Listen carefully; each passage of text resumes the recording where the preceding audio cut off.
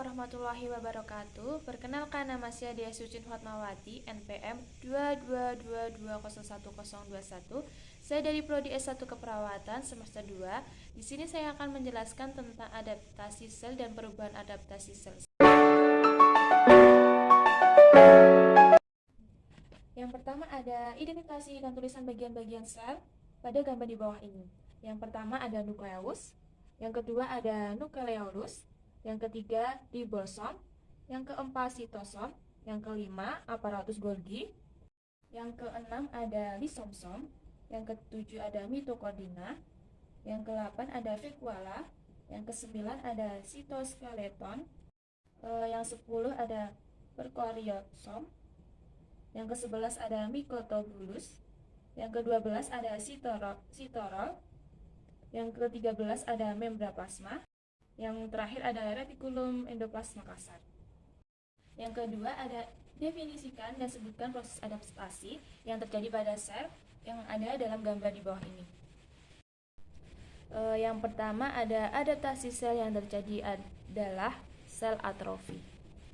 Contoh kasus atau penyakit yang memungkinkan sel mengalami adaptasi seperti di dalam gambar adalah penyakit yang berhubungan dengan adaptasi sel atrofi, yaitu kelumpuhan pada lengan.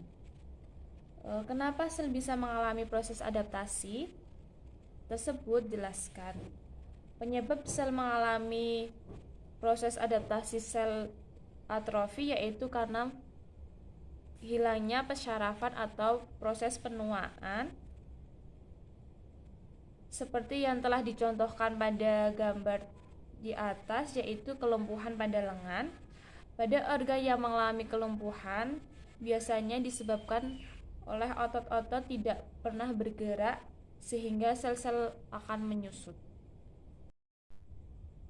Kenapa sel bisa mengalami proses adaptasi tersebut? Jelaskan.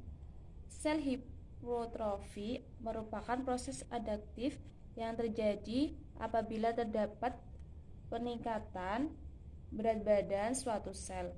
Kebutuhan sel akan oksigen dan zat gizi meningkat, menyebabkan pertumbuhan sebagai besar struktur dalam sel. Yang ketiga, adaptasi sel yang terjadi adalah sel hiperplasi. Contoh kasus atau penyakit yang memungkinkan sel mengalami adaptasi seperti dalam gambar adalah penyakit serviks uterus yang dapat mengakibatkan kanker serviks. Kenapa sel bisa mengalami proses adaptasi tersebut? Jelaskan. Karena kenaikan absolut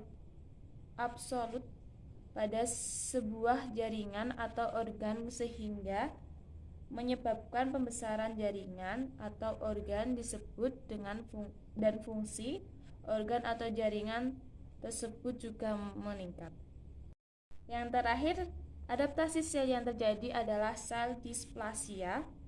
Contoh kasus atau penyakit yang memungkinkan sel mengalami adaptasi seperti dalam gambar adalah salah satu penyakit adaptasi sel displasia yaitu displasia serviks.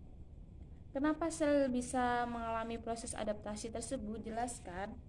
Karena perkembangan atau jaringan yang tidak normal dan juga sebagai tahapan perkembangan sel yang sifatnya berada di antara sel sehat dan sel kanker. Sekian dari penjelasan saya. Wassalamualaikum warahmatullahi wabarakatuh.